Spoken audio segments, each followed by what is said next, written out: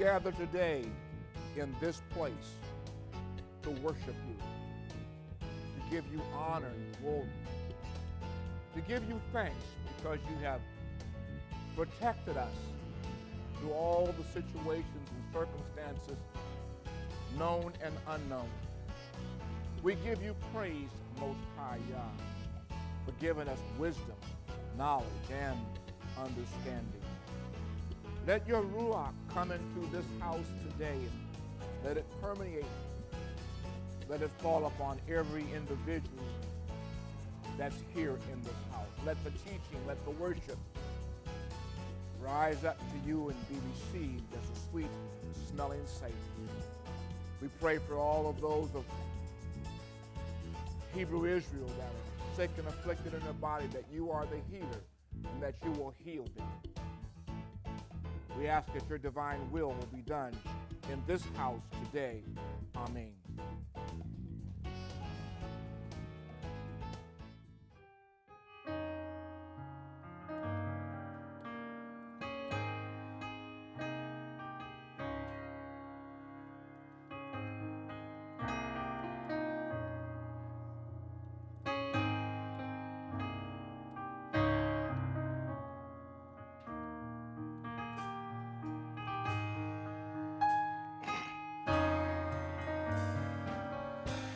You are truly amazing, full of wonder and surprise. You're the life that breathes through me. With you I shall abide.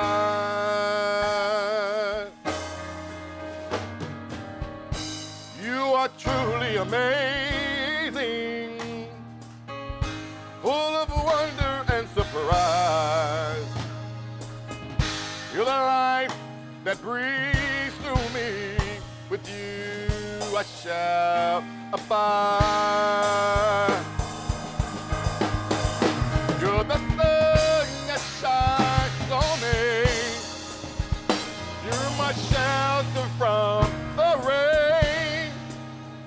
You're the breath I breathe, the song I sing.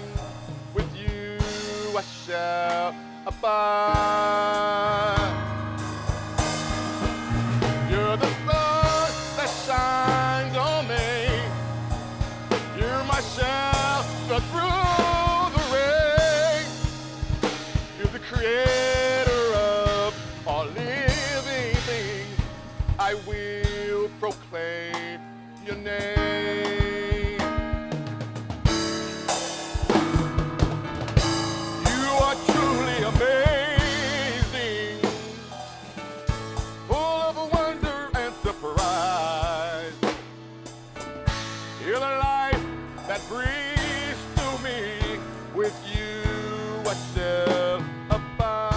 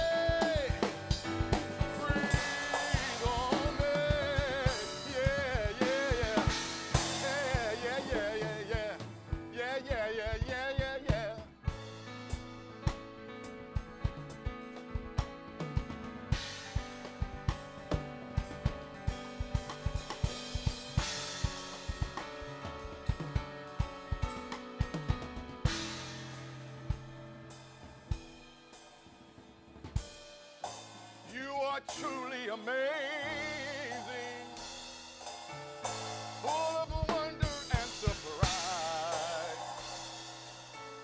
You're the life that breathes through me. With you I shall abide. With you I shall abide. Hey, with you I shall abide. With you I shall abide.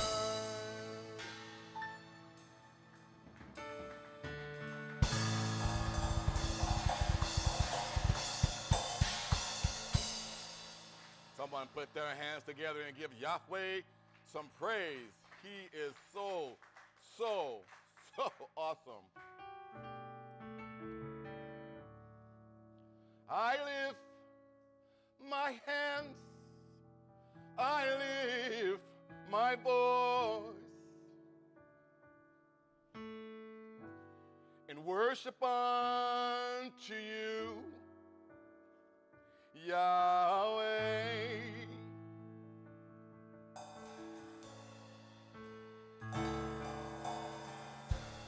I give my heart, I give my soul, and praise unto you, Yahweh.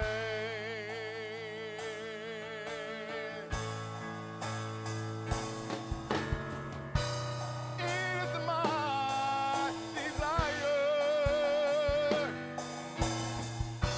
to be your vessel of honor.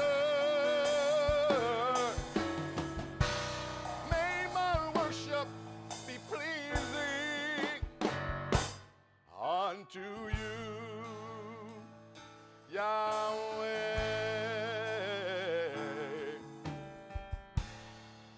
It is you that I love. It is you that I want. It's you, oh, that I need, Yahweh.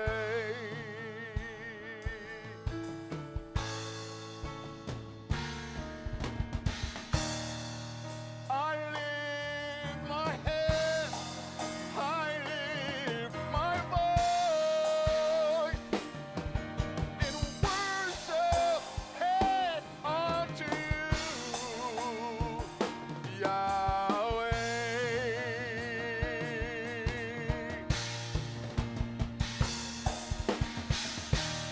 I give my heart, I give my soul in praise unto you, Yahweh. Yeah. It is my desire to be your vessel of honor. Yeah. May my worship be pleasing unto you, Yahweh.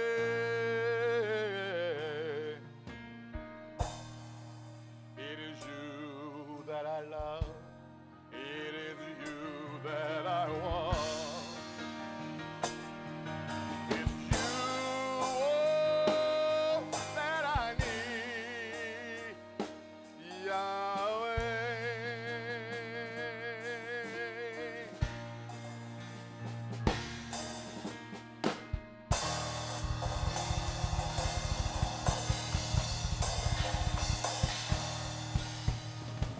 Come on, y'all.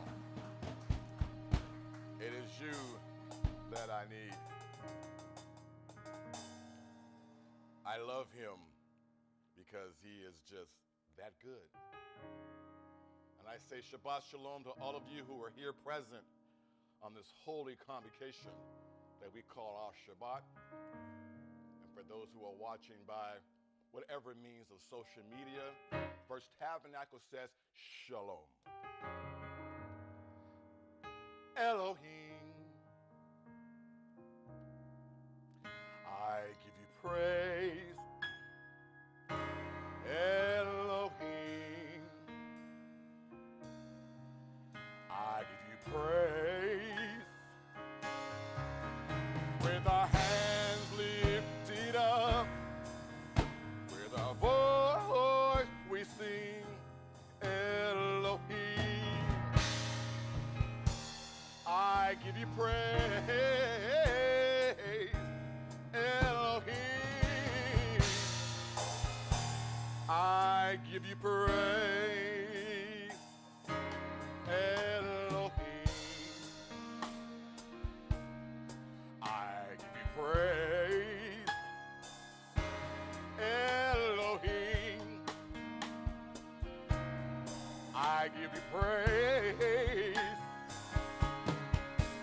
With our hands lifted up, with our voices we sing Elohim. We give you praise, yeah, Elohim. We give you praise. Oh, let your spirit fill this temple. You are worthy to be praised.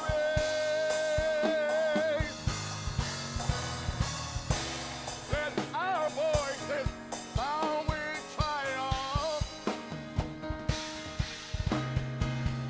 That you are worthy to be praised.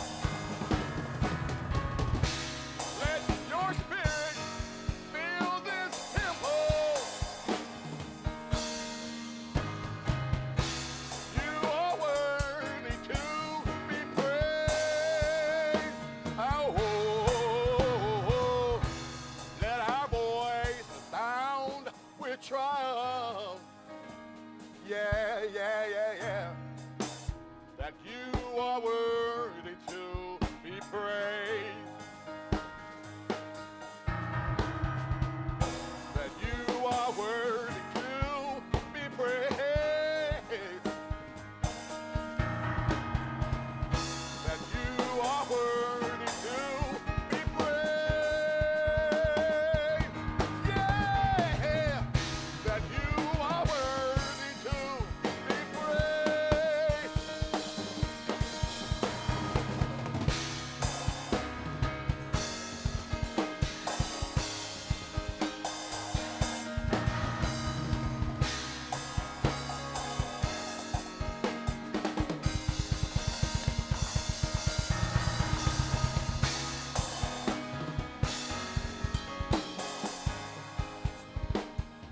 Oh,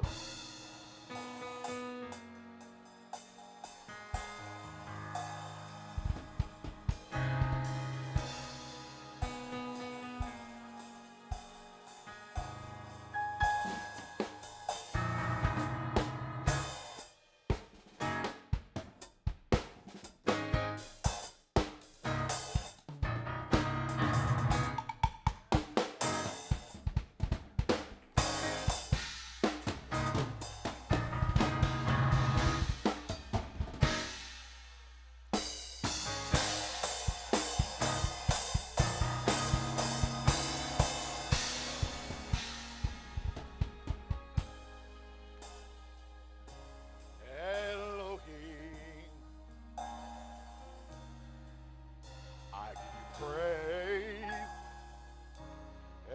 Elohim,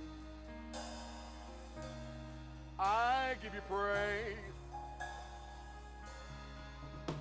From the rising of the sun to the going down of the same, Elohim, we give you praise. Elohim, I give you praise. Hey,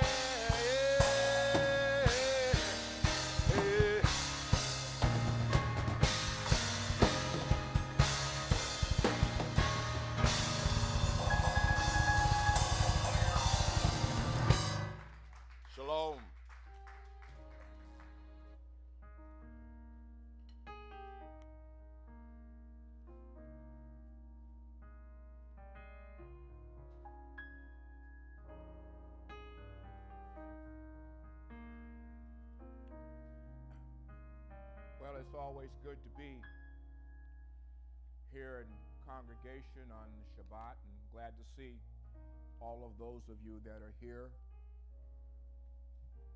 as we join to celebrate and talk about Yahweh's exiled empire. On next Shabbat is the Feast of Shavuot. We'll be talking about those things and matters that concern that particular day from text. It is a holy convocation, and all of those that are available to be able to congregate, you should certainly do that. And if you're living here in the city of Sacramento and you have nowhere to congregate on Shavuot, please come and join us here at First Tabernacle Fellowship. Well, our teacher, I think he's ready, and he's been chomping at the bit to get to Shemuel, and I think he has a favorite character he wants to.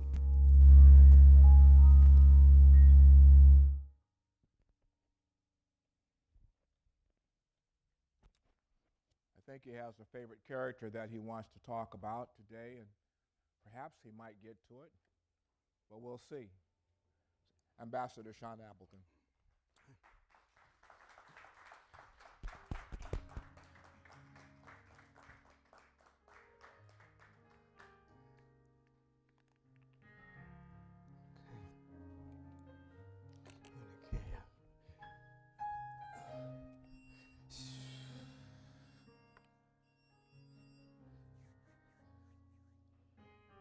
Before I open my mouth to speak, I have to acknowledge the one that has allowed us to attend one more Shabbat, that has allowed us to be able to congregate in a holy convocation.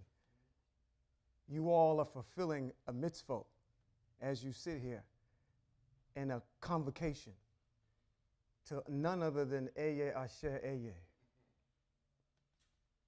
I'm going to say that one more time. To Eye Asher Eye, the one who created the sun, the moon, the stars, the fish, the birds, the insects, the plants, who delivered our people from Mitzrayim with a strong arm, the one who is the El of Tobit, Idris, Baruch, Judith. Those are people in the Apocryphal books. You looked at me like, what in the world is he talking about? I've never heard of those people before.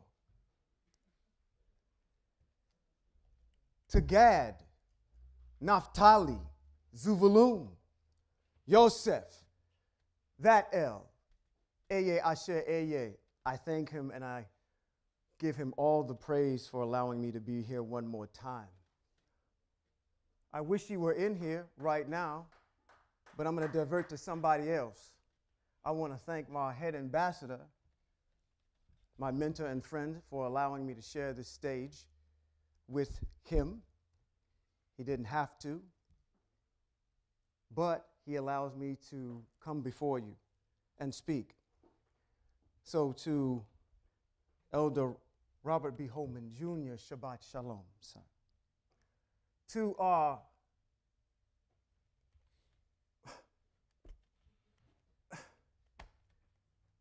worship leader, Kevin R. Holman.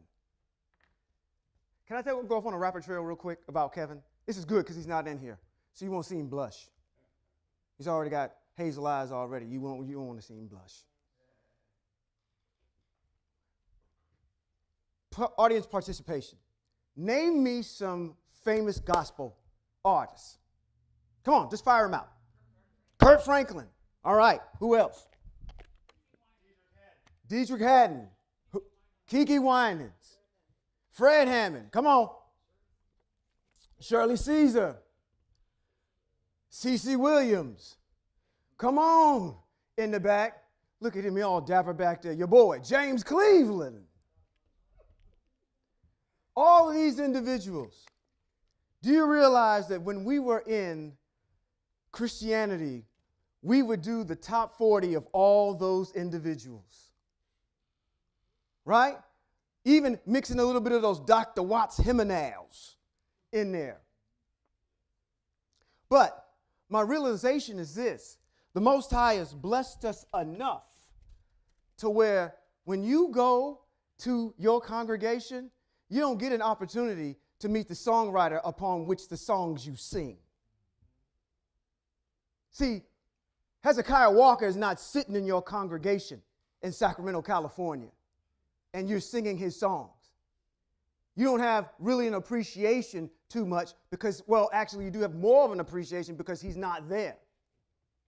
But what's even greater is our ability to know that we have our worship leader that's here in our house that greets you, wants to know how you're doing, telling you you look dapper. Right? I realized this when my children were walking down the hall and they were singing Adonai. Or once we used to sing that. We give you praise. See, they're not singing the songs that we used to sing when we were coming up. This generation knows Hebraic songs, the songs of the Ibrir, which is a beautiful thing. Nobody look at the door. We're talking about him.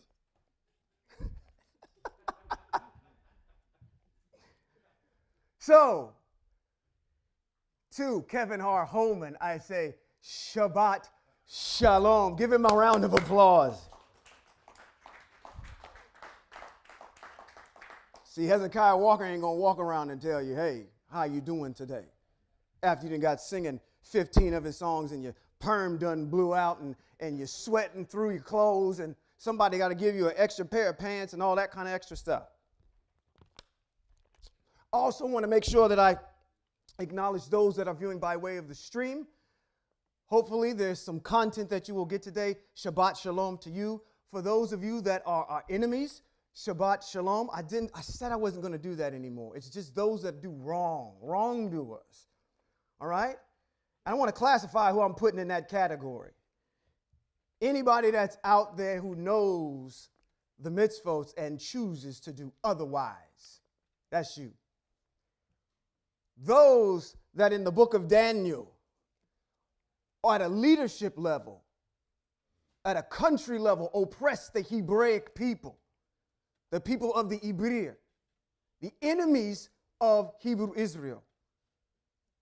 I'm so happy because every time that I begin to talk about the Most High, all these mitzvot start coming out. So like it says in Devarim chapter 20, that when people or you go to wage war on something, you go ahead and offer them what first? If they're outside of the Eret, you offer them what first? Shalom. So Shabbat Shalom to all our enemies. And I'd be remiss not to add this extra group in here. Shabbat Shalom to all our descendants. See, the issue here is that if you read text, you're going to have a good handle on when things are going to come to a culmination, or the Acharit Achamin in the last days. You will know when that's going to happen. I hate to break some truths to you, but the majority, if not all of us in this room will be resting, waiting for the Most High to say, that's it. I'm done with time. I'm done with man. Now it's time to go into this new era. And I'm actually thankful that I live in this era right now. I'm going to tell you why. The Most High, I don't think I could endure some of the things that your ancestors endured. See, if y'all talking about, I want to hear a voice from God. We need to hear a voice from God, a word from God. Okay? Anytime the Most High speaks, it's not good. I want to tell you something about your Eye Asher Eye. He is very heavy-handed. He will send snakes in the desert. He'll open that ground up. He'll open the sky up. The elements upon which he's made everything are at his disposal. So I'm thankful I live in this time of grace where he's not talking. Waiting for his people to get it right so he can talk. And when he will talk, he will destroy the nations that come against her. So, Shabbat Shalom to all of you. I would be remiss not to thank all of you that are here in our studio audience. So I'm revving you up. So when I do this, you guys don't give me no weak.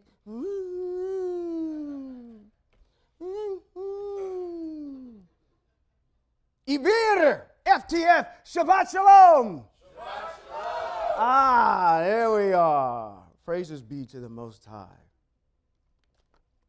Before I go any further, I want to draw everyone's attention to something that may have happened this week. Does anybody know Lakeisha can't talk, your ambassador can't talk, and Johan can't talk?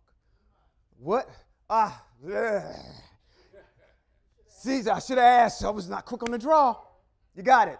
The new month actually happened this month. It happened on what we call Wednesday. Okay? So today is the third month on the fourth day. Now, what have we learned so far from the calendar? That there's a pattern on how many days are in each month. So we're in the last month of the spring season, which has how many days in it? 31. Very good. All right? So keep in mind again, I'm going to reiterate that what our head ambassador told us is that on the third day, in the third month, on the 11th day is Shavuot, which is a week from today. The Most High makes it very convenient to have a holy convocation when you are all here. We will eliminate the excuses. All right? Okay. Let's jump right into what we're going to do here first. I want to, I'm excited. What they call jittery as a June bug. I have the honor in chapter number 16 of the book of 1 Samuel to introduce you to your ancestor,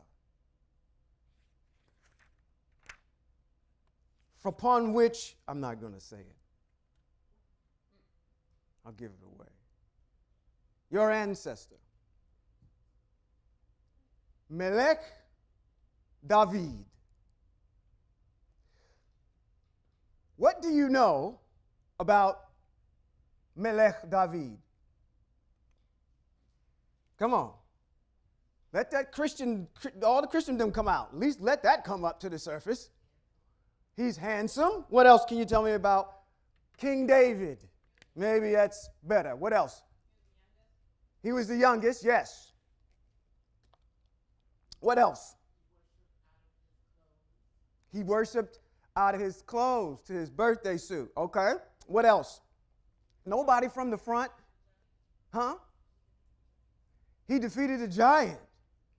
All right? He's man after Yah's own heart. He was a king. Forever. Anointed king forever. What else do you know about him?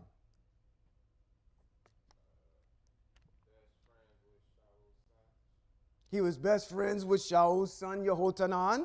Anything else?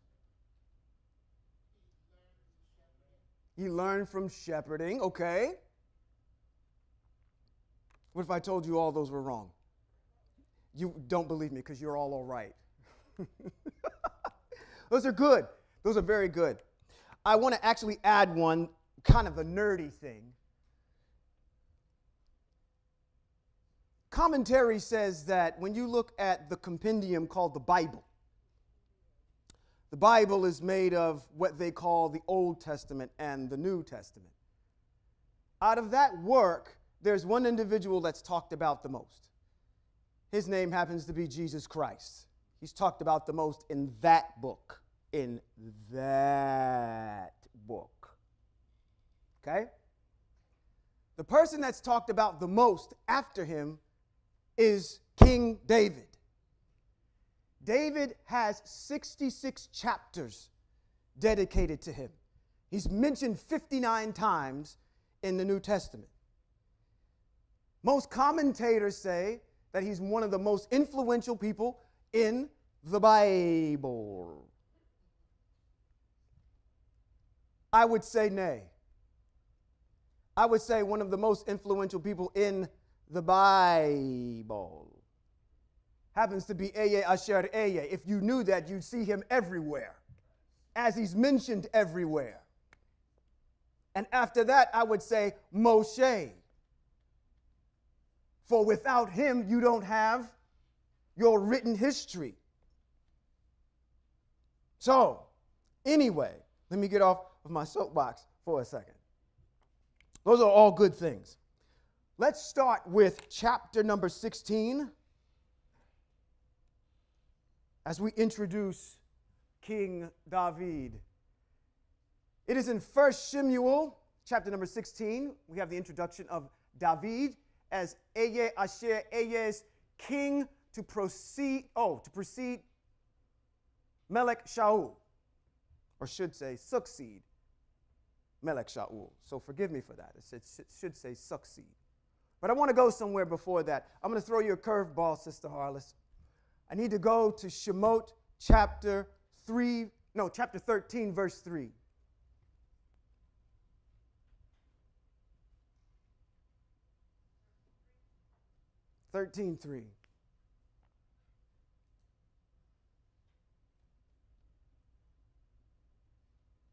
Let's go, that's backwards. Let me go 3 and 13. 3 and 13. And I'm doing this because I want to piggyback on what our ambassador said last week and why I use this name.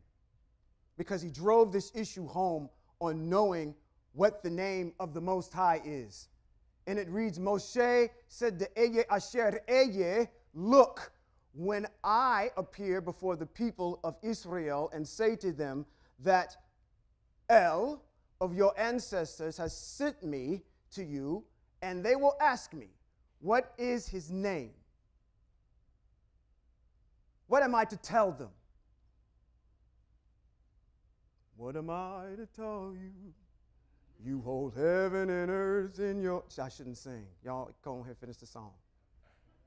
You are whom I adore.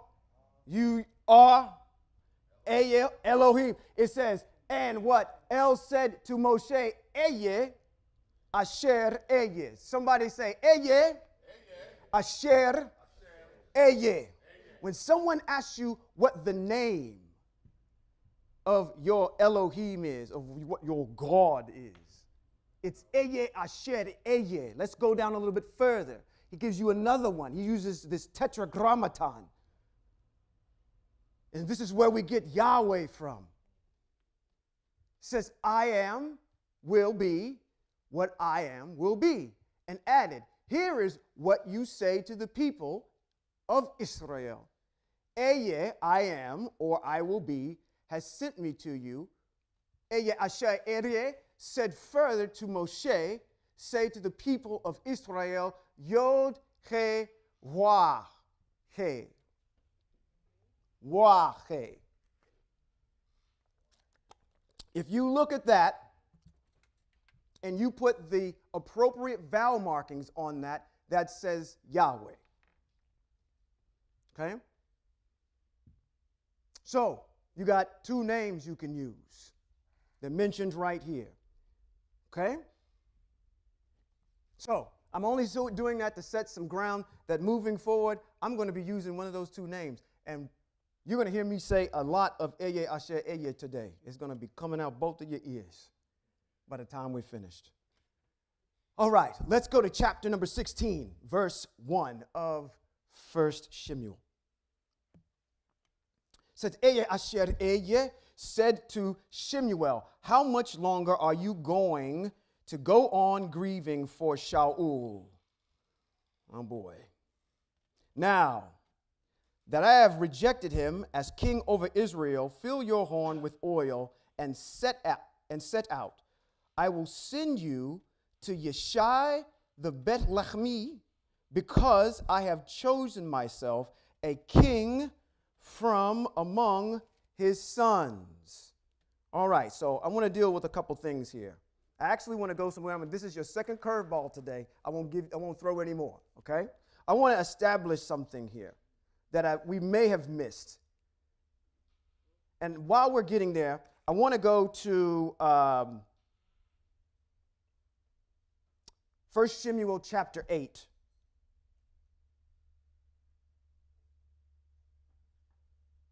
Let's start at verse number 4. Why do we have a king in the first place?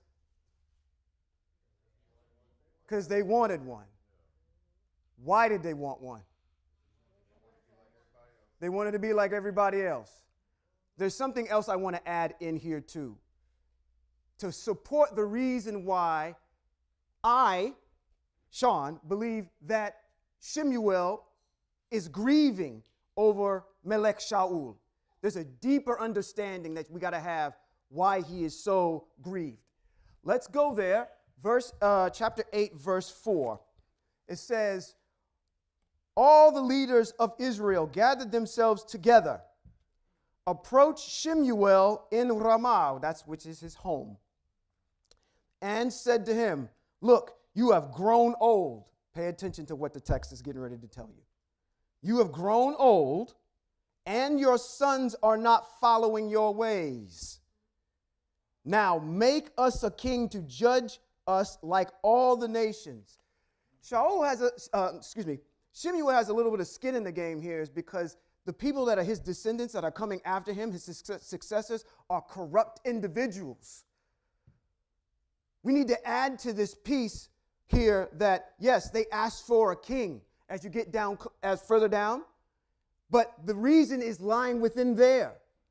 I see the corruption here in your two sons. We just saw what happened with Eli and his two sons, Pinchas and Hophni. We know what happened there. We don't want to repeat that again. So instead of doing that, we're just going to invoke the mitzvah, which we can, to go ahead and ask for a king. They've got sons that are disgraces. So he's got a little bit of guilt here. He's poured into Shemuel. He's poured into Shaul. He's poured into Melech Shaul so much, and nothing has come out of it. He's getting ready to be excommunicated from his position.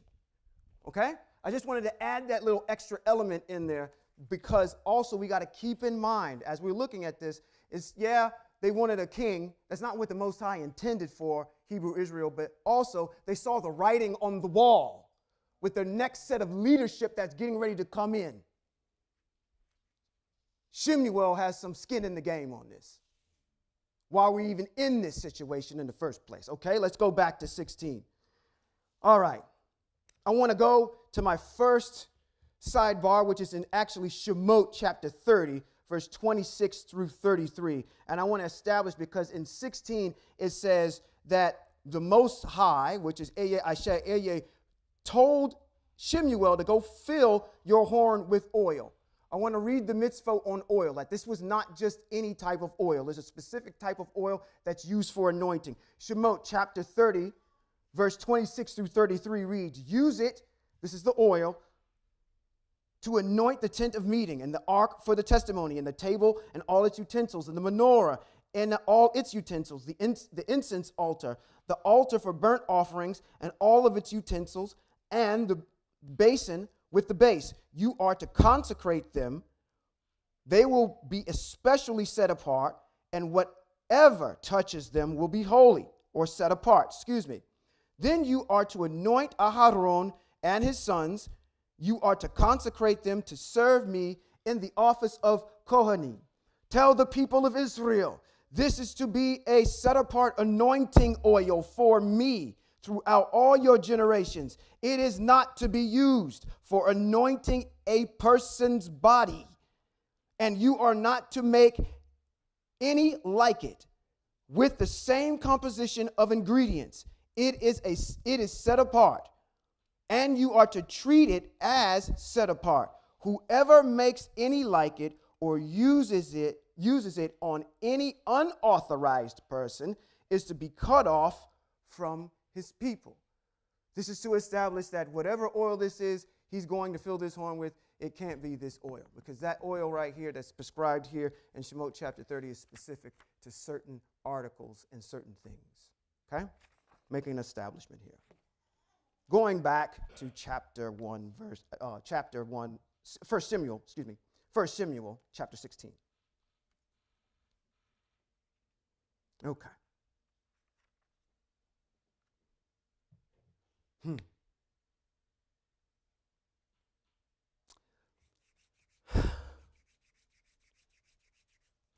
Does anybody know where the chapter and verse is for that the scepter shall never leave the house of Yehuda? You know where that's housed at?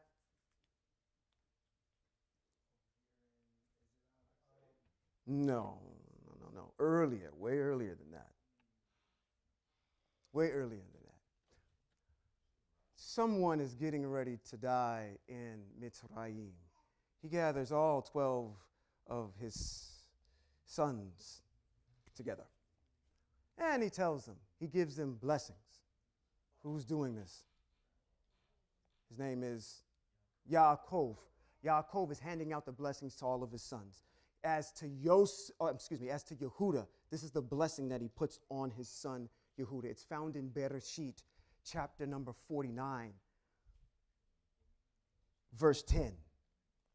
It says, the right to rule will not leave Yehuda. It says, the ruler's scepter will not be taken from between his feet. It's part of the blessing put on him. All right? Actually, I have a note here to do something a little fun. You know somebody on a camera. You know what her name is?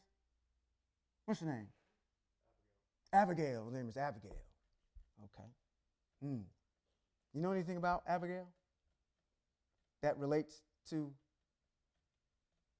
Masoretic text? As it relates to King David? Abigail is the wife of King David. He's actually got a couple wives, to be very exact. But she is very coveted by Melech David. He actually goes on a rescue mission as some raiders come in, as we get to the end of Melech Shaul's rule, or time that the Most High is going to say, enough is enough with this guy. As he's away, she's captured. He goes on this Mission Impossible mission to get his woman back. It's a beautiful story. But she happens to be the queen. I'm sorry, I messed you up. You got to know off camera, I'm not going to say that. They're going to throw darts at me. Let's go on. Verse 2. Wow, verse 2. Let's go back to 1 Samuel chapter 16. I've only got to verse 2. Wow. All right. Let's rev the engine up. Shemuel said, how can I go? If Shaul hears of it, he will have me killed. So he knows the whereabouts of what Shemuel is doing, and Shemuel is a man of integrity. He's not going to lie. If someone asks where he's going to tell him what he's going to do. It's just not in his character to fib. So If he hears of it, he's going to kill him. Why? Tells you a little bit about the character of Melech Shaul. Melech Shaul has a propensity for absolute power and retaining it. And Shemuel knows this. So he's a little fearful of his life as he fires back at our superpower we call Eye Asher Eye. It said, Eye Asher Eye said, take a female cow with you and say, I have come to sacrifice to Eye Asher Eye. Summon Yeshai to the sacrifice. I will tell you what to do and anoint for me the person I point out to you. Quick little sidebar. Is there any, when you see female cow that happens in text, there any mitzvot pop out at you about a female cow? None? There's one in particular. You can't forget her. She's completely red. They call it a red heifer. Okay? You can find that in Bad Midbar chapter 19, verses 1 through 10. Now, this is not the red heifer that he's bringing over there. But as I'm reading this, I said, oh, female cow. Boom. I thought, red heifer. All that came out. You see where my mind goes. It's just all over the place when I'm in text. Just misfolks just come to the surface. Verse 4. Shemuel did what Eye Asher Eye said and arrived at Bethlehem. The leaders of the city came trembling to meet him and asked, are you coming in peace? So, why do you think they're asking him this? I have a speculation. This is all speculatory, but I'm asking you, do you have any inkling of a thought of why they would be afraid of Shemuel coming into town with his robe on as the Kohen Gadol with a female cow?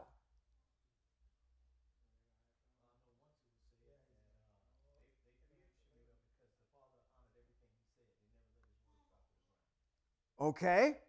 Wow. That was good. But, okay. Neither was his sandals to get dirty. Okay. So that chimes in what he's saying at the same token.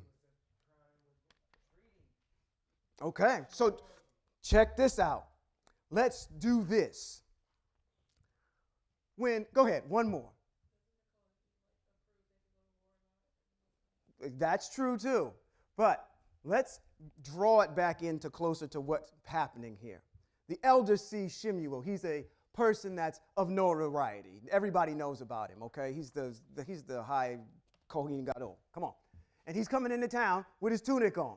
Anytime you see the Kohen Gadol with something to sacrifice, it's usually for something egregious that's happened. Okay? We got to know what these sacrifices are for. Okay? So, wait a minute, bro. You coming into town to sacrifice? Are you coming in peace?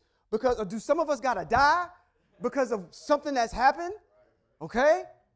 Let's pull it in closer to the mitzvah. All right?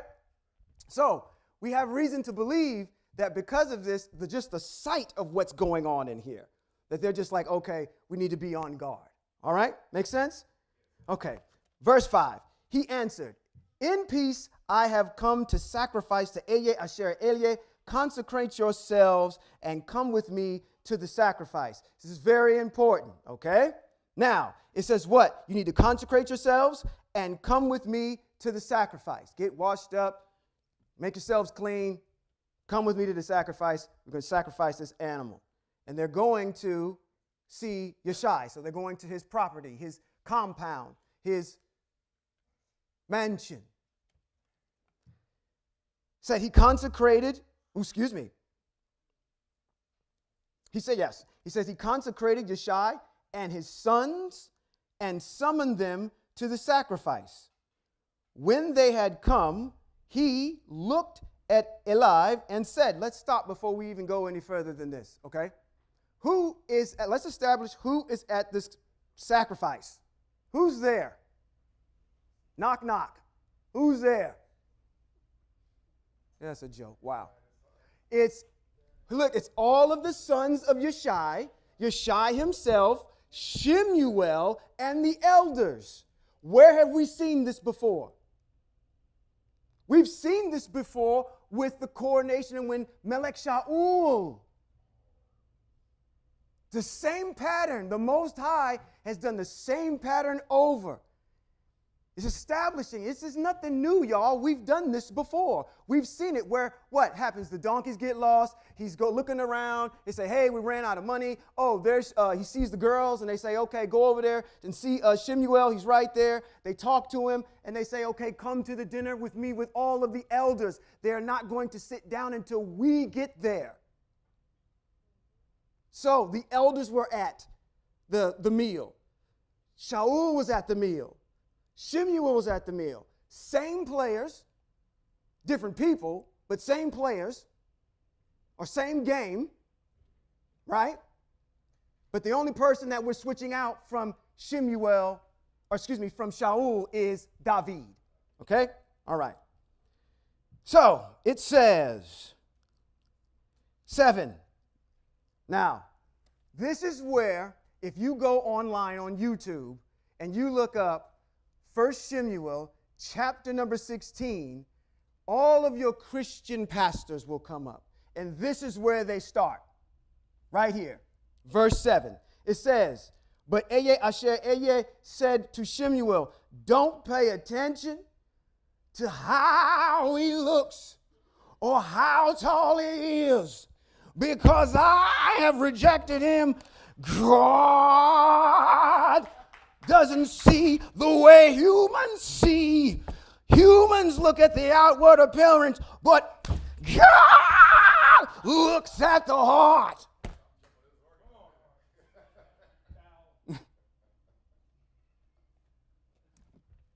You can turn that goofiness on and off in a heartbeat. Okay? This is what that.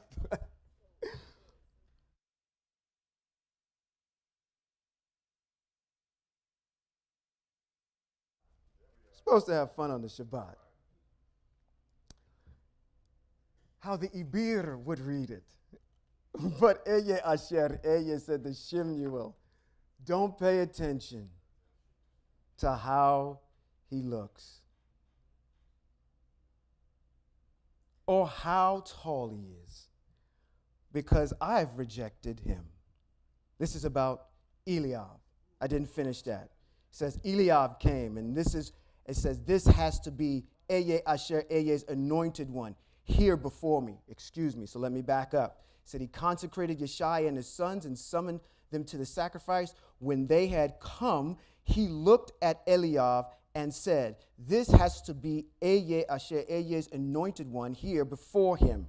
But Asher said to Shemuel, so we're talking about Eliab, don't pay attention to how he looks or how tall he is, because I've rejected him. Asher doesn't see the way humans see. You see the outward appearance of someone. I know whether or not I can put up in front of people, whether or not they can handle themselves. I see the heart of a person. You look at what they appear to be. Humans look at the outward appearance. But Asher looks at the heart. And that's your mannerisms too. Not just your physical appearance, but all of you have what we call character. You have charisma, whether it's large or great. Most High don't see that, sees beyond that. That's what we see. He sees to the very core of the root of what you are. And if, again, I put you in a specific situation, will you be able to handle yourself and represent me there? And if that's not there, you will be removed from your post.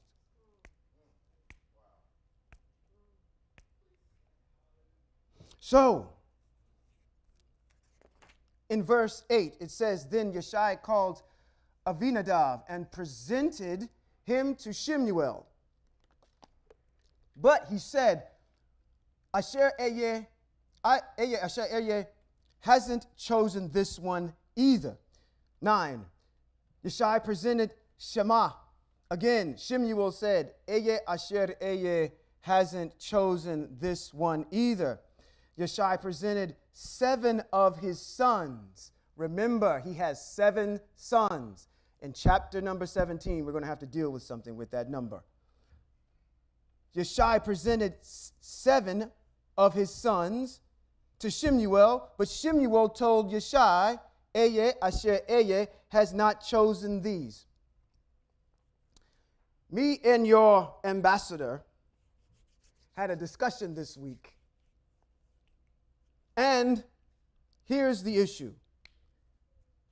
Why do you think he was not presented with this group? It says all of his sons were there and all of his sons were consecrated. Right? With the elders that were there, and Shemuel was there. He's conducting this. So he didn't tell him the truth. Those were not all of his sons because he had one still out in the field. Because he's asking the question right here. He says in 11, it says, are all your sons here? Shemuel asked Yeshai. He replied, there is still the youngest. He's out there tending the sheep. Why didn't he tell him about this particular person?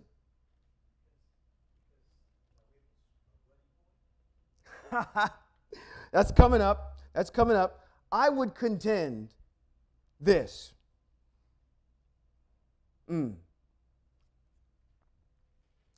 This is an individual that's been placed in. Now, I want you to understand, David is not a young boy. Because I didn't hear that come out when I said, you know anything about Melech David? And you said all these other things, but there's this perception that he was a young boy. He's not a young boy. Okay, I'm going to establish that later on, because later on in this chapter, it says that Melech Shaul asked for him to be his armor bearer in his army. We have a mitzvot that tells us you have to be at least how many years old to be in the army? 20 years old. So this is not a child. This would be someone that's doing their junior year in college. Okay? Young guy, but still not an adolescent. All right? Now, my other theory is this, is that because he is so integral to the operations, because he's tending his father's flock, that's a big deal. Like saying, that's my accountant, because that's the money. Okay, during that particular time. So he has a job to do. I depend on him. Okay, these other ones, and even if you look at how things are presented in succession, the firstborn was presented first, and the Most High said no. Then the secondborn was presented, and the Most High said no. There's a hierarchy to things, how they were presented. But also we have to budget this in here too, is that he was probably aware of what was going on in 1 Shemuel chapter 8, verses 10 through 18. Which basically says what? When this guy, the king, comes in here, this is what he's going to ask from you. The best of the very best. He's coveting his son. He doesn't want to give him up.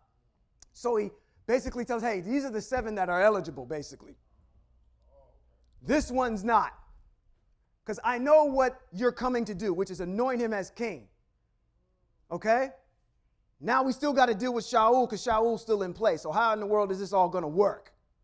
So I'm still a little confused about that. But we'll work through that. Shemuel and Yeshai. Okay? So we need to kind of understand those principles. All right. Let's go back to 1 Shemuel, verse 11. Let's pick it up. I'll go all the way back and then we'll go right into 12. It says, are all your sons here? Shemuel asked Yeshai. Shemuel said to Yeshai, send and bring him back because he won't sit down to eat until he gets here. He sent and brought him in. What did he have? Come on, y'all. No, wait a minute. I want all the women to read this. I want all the women to read this.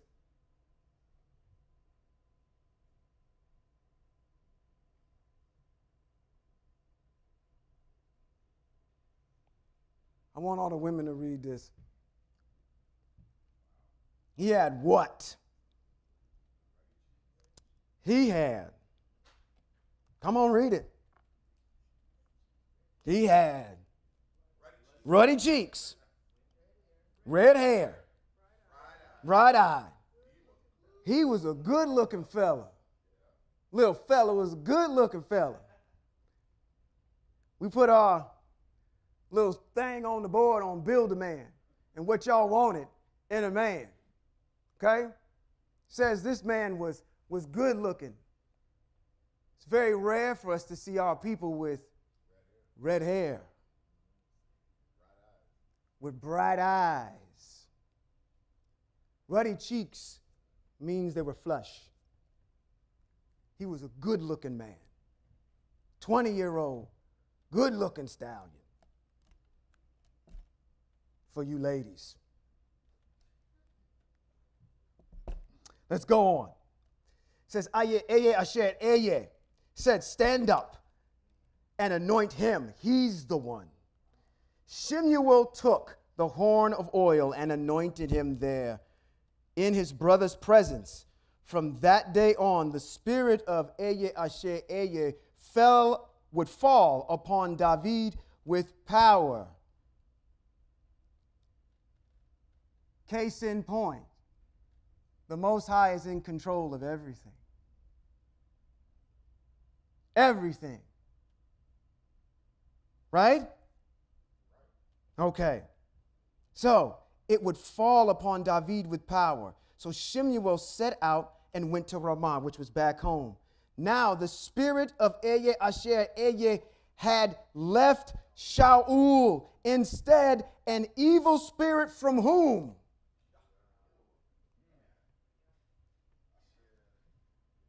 Listen, if y'all don't fear the Most High, and what I mean is not fear like fear and trembling, but I'm saying like, oh, you quivered up in the corner. I'm talking about respect what the Most High is. You think that evil spirit, see now this could be another sermon for across the street. You think that evil spirit that's there at your job, when you go, that's in your co-worker, as it comes against you. Maybe that was put there for a reason for you to realize something. The Most High will use whomever He'll want to use to do whatever He wants to do. When you go see Paro, I'm going to harden his heart. So you already know what the answer is going to be. Okay? Everything that you read in text is strategic. Strategic. This is a book of war strategies and how to run a community, how to run a country, your history. It is not a no. Do you do that when you read the DMV book? It's a set of instructions and rules and regulations and policies that you're to follow on the road, and you don't have a conniption. So why in the world, when you get over here and you start looking at this, which is you don't even see it as rules and instructions? That's what you see it as. It's some cheap self-help book.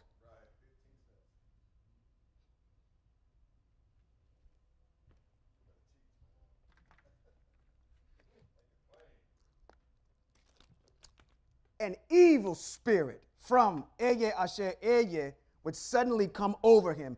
Shaul's servant said to him, do you notice that there's an evil spirit from, they even knew who it was from, El, that suddenly comes over you? Says, let our Lord, I'm going to use their vernacular here, command your servants who are here with you to look for a man who knows how to play the lyre. Then, if the evil spirit from El comes over you, he will play, and it will do you good. Come on. Y'all got to see where this is getting ready to go. Shaul said to his servants, find me a man who can play well and bring him to me. It says, one of the young men answered, here, I've seen one of Yeshai's the Bethlehemi. Who is that? That's David's dad. Said, who knows how to play. He's a brave soldier. He can fight. He chooses his words carefully. That means that man had one mouth and two ears so he could hear twice as much than he spoke. Says he can fight. He chooses his words carefully, and he's pleasant looking. Besides, they even noticed it. They said, Eye Asher, Eye is with him. He's perfect for the job. One of the things you didn't mention when we introduced David was that he was the coldest musician in Israel. A couple years back, when my wife still liked me, we went to see Prince at the Staples Center in Los Angeles. Before I went to see that man live, I had no idea how much of a musical genius that man is. You get him on stage, and there is a metamorphosis that happens that comes over him. He's in his element. I would say and contend, in my opinion, Prince is one of the coldest and could play the drums, the piano, put out a whole, go look it up, it's on YouTube. He has a whole entire jazz album he played by himself. He was a bad musician, but I'm talking about in Hebrew Israel of the Ibrir, that dude need to be playing with us. I'm going to tell you, cold musician. So cold, he could rock you to sleep, make you feel something. I want to go somewhere real quick. Actually, I won't. Let's keep going. We are in verse 19. Let's pick up there. So, Shaul sent messengers to Yeshai, saying, send me David, your son. They even know what the man's name was because they had to tell King Shaul what his name was. So he said, send me David, your son, who is out with the sheep. Yeshai took a donkey, loaded it with bread, a bottle of wine, and a kid, and sent them with David, his son, to Shaul. I could only imagine what this man could have been going through. He doesn't know what's getting ready to happen to his son as he enters this court of King Shaul. There's another person that did the same thing, okay? One of your ancestors was down in a place called Mizraim, and 10 of the brothers came, and he says, hey, you all go back and get that one called Benjamin and bring him. I'm going to keep Mr. Man here in jail. Here, till you get back. Ransom. They go back. And when Yaakov finds out that he has to give up his son Benjamin, he has a fit. He didn't like it. I could imagine what this father is going through as he ships his son off to go see Shaul. Says again in 19, so Shaul sent messengers to Yeshai saying, send me David, your son, who is out with the sheep. Yeshai took a donkey, loaded it with bread, a bottle of wine, and a kid, and sent them with David, his son, to Shaul. David came to Shaul and presented himself to him. Shaul took a great liking to him and made him his armor bearer. There is your confirmation that he had to be over 20. Because if you had to be over 20, you need to invoke the mitzvot that's found in Bad Midbar, chapter 1, verses 44 through 46, which I'm going to read for you in its entirety. It says, Moshe. So I'm in Bad Midbar, chapter 1, verse 44 through 46.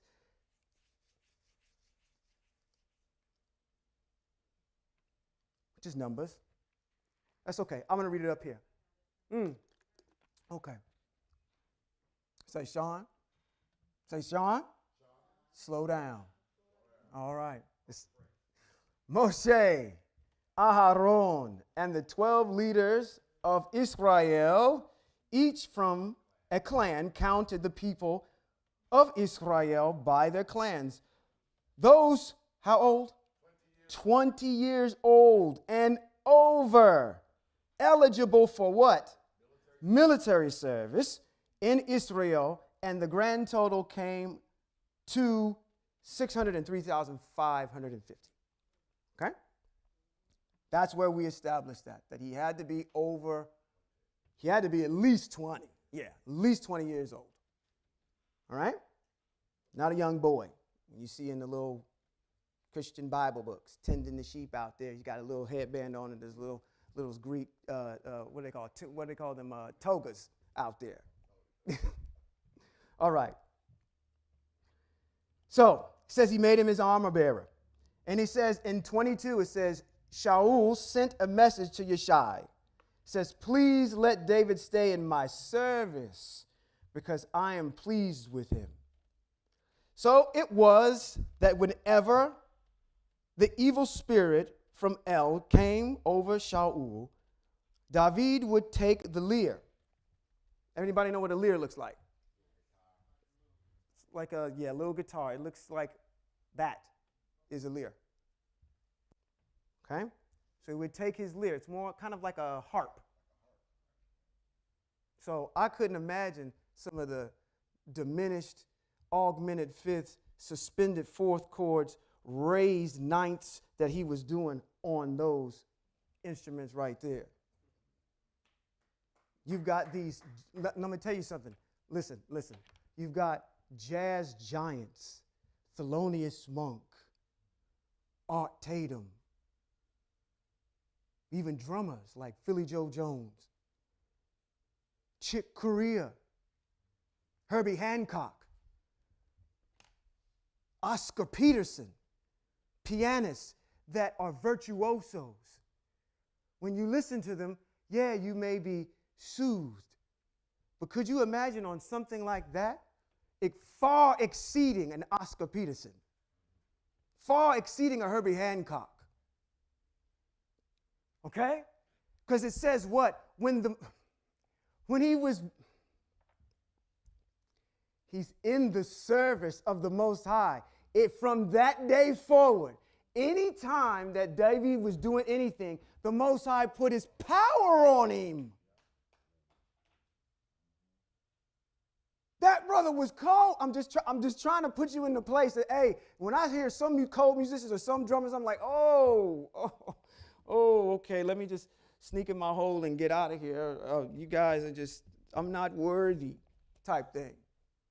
No. This dude was bad. So, it was whenever an evil spirit from El came over Shaul, David would take the lyre and play it, with the result that Shaul would find relief and feel better as the evil spirit left him. Now, that is chapter number 16. We're going to pause here. I want to let you know how I'm going to moving forward. I'm going to halt our study of Melech David for a couple Shabbats when I'm teaching. I would like for everybody, we're going to do our first Apocrypha book called the Book of Judith. Okay? It's called the Book of Judith. You can go on YouTube, look up the Book of Judith. You can listen to it as a podcast. You can go look it up online. If you have the Apocrypha books, go and purchase that. But we're going to go there for a couple Shabbats. I think you're going to enjoy it, and then we're going to jump back in here and pick up with Goliath. All right? Okay, good ground. So, let me bless you in Eye Asher Eye's name. Yivarekaka Yahweh ve'yishmareka. Yair Yahweh panav eleka vihuneka Yisai Yahweh panav eleka v'yasam laka shalom, which says, may Yahweh bless you and keep you. May Yahweh make his face shine upon you and give you his favor. May Yahweh lift up his face towards you and give you shalom.